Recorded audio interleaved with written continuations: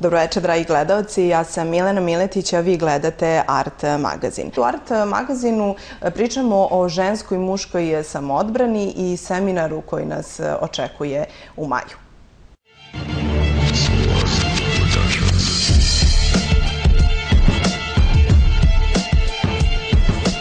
Najbitnije je da zapamtiš, samoodbrana služi samo da se trenutno odbraniš, kupiš sebi kartu za beg.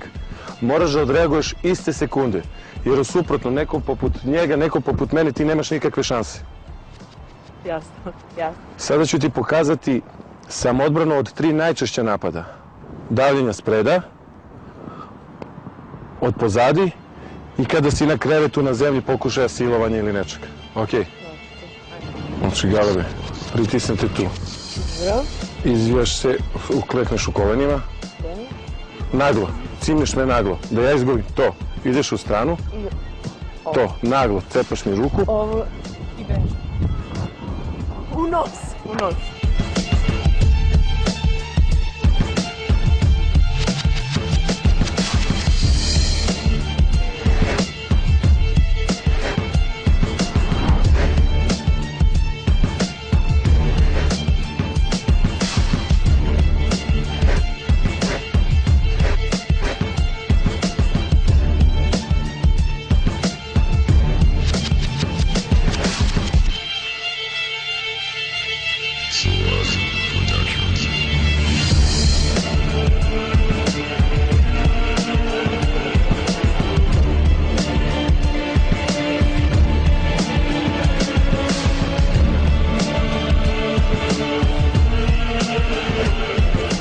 A da te gurnu?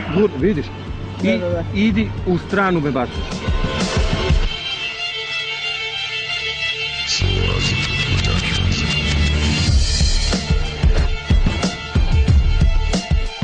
Oslonac jednom rukom, ovom, na koju stranu hoćeš. Udariš i kreneš u stranu. Bitno je samo da mi izbaciš iz ravnoteže.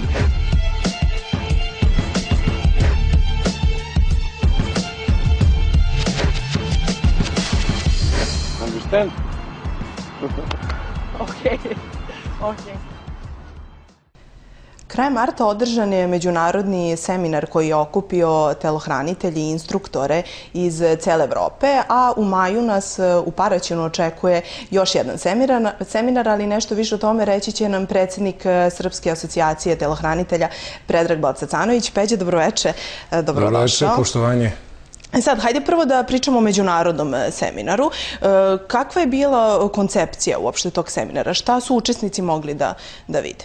Pa, Srpska asocijacija telohranitelja se već par godina unazad trudi da napravi jednu priču malo nespecifičnu za Srbiju, a to je da pod okriljem srpske zastave okupi profesionalce ne samo iz Evrope, već i iz celoga sveta, pošto Srpska asocijacija telohranitelja u skladu sa standardima Svetske asocijacije pre 3 godine postala je njena članica. Tako da se trudimo da propagiramo jedan viši nivo u ovom poslu, a to je visoka obučenost, profesionalnost i da razbijemo te neke tabue vezane za posao samih telohranitelja, da su to nabildovani, nekulturni, nepismeni momci.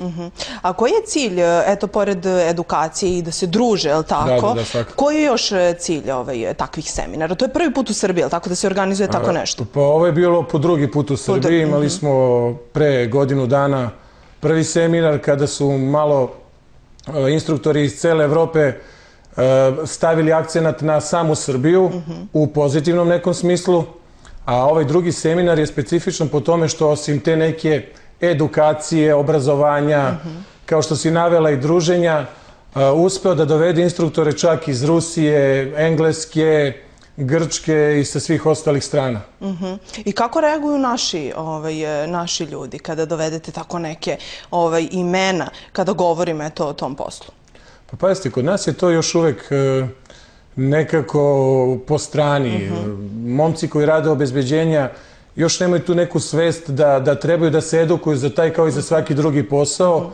Međutim, kako strane kompanije sve više traže sertifikovane momke iz oblasti zaštite i telohranitelja, nekako se sad sve to okreće u pozitivnom smislu i trudimo se da na neki način celu tu priču približimo našoj zemlji po tom pitanju, da moraš da prođeš adekvatnu obuku, da moraš da posjeduješ neki papir, da bez obzira da li radiš godinu, 5 ili 10 godina, imaš neko svedočanstvo o tome ko si ti, šta si i kakav si ti obuke prošao.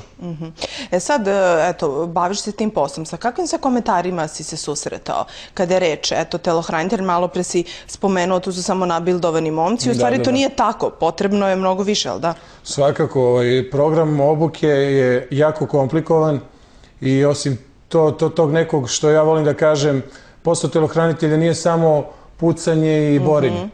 Bavimo se psihologijom koja je veoma bitna u ovom poslu.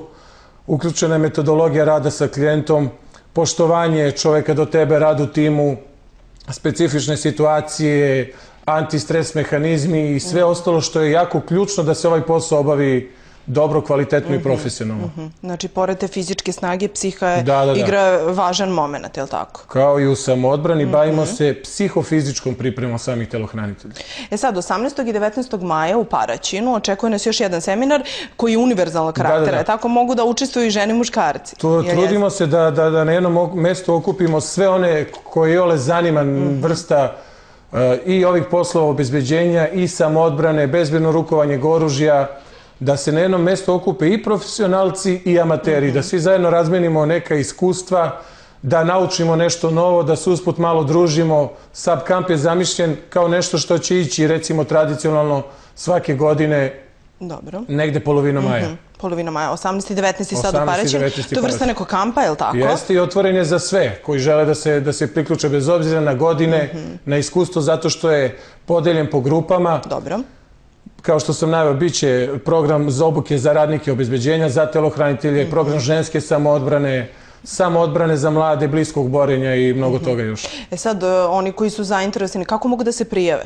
Pa mogu da nam se jave preko naše Facebook stranice SubVip ili preko našeg sajta www.subvip.org i preko tog sajta uglavnom mogu da prate sve te informacije bitne i za naš rad i za dešavanja i za sam posao telohranitelja. Dobro. Sad, malo pre smo spomenuli da i žene mogu da učestvuju u žensku samoodbranu. Koliko je stvari bitno je tu u današnjem vreme s obzirom na to da smo svedoci velikog nasilja kada su u pitanju žene? Koliko je potrebno da one ovladaju tim nekim borilačkim veštinama?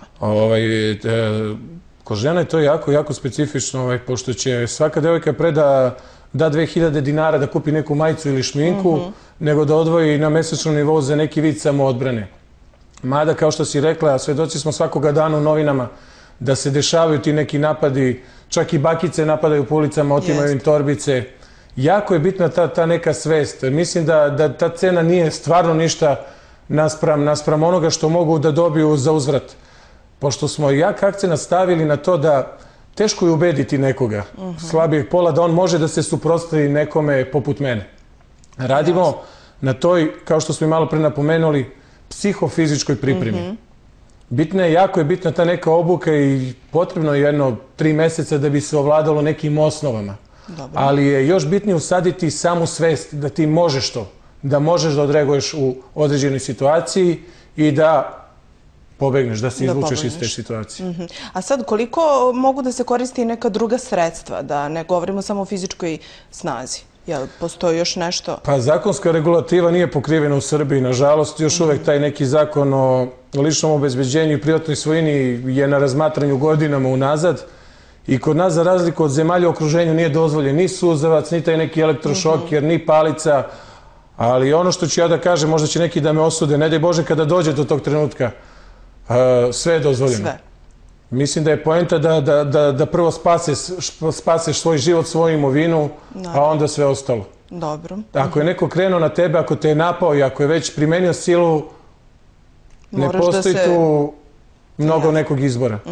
Sad, kada se žene prijavljuju, kojom pričom dolaze? Zbog čega žele da nauče? Devojkama je uglavnom sve to nekako novo, privlačno, mada imamo dosta devojaka koje su završile samu obuku za telohranitelje, imamo dosta devojaka koji su polaznici, čak nam dolazi devojke sa policijske akademije na pripreme, koje su polaznici naše škole samoodbrane. Zato što je program jako dobro urađen, isto u skladu sa standardima Svetske asocijacije telohranitelja i samoodbrane i kažem, prilagođen je pripadnicama lepšeg pola. Nije nešto što je sad izvučeno iz konteksta, pa ajde sad karikiramo. program je baš prilagođen i odrađen za pripadnice nežnijeg pola. Dobro, znači 18. i 19. još jednom da napomenemo Paraćin, svi zainteresovani preko Facebook stranice, je li tako? Ili preko sajta. Da, ili preko sajta. Tako je, da se prijave. Peđa, hvala puno. Hvala vama. Puno uspeha i još neki seminar vam želimo ovako da bude uspešan. Pa budite naši gosti na jednom od budućih seminara. Tako je, hvala na pozivu. A mi, dragi gledalci, nastavljamo dalje.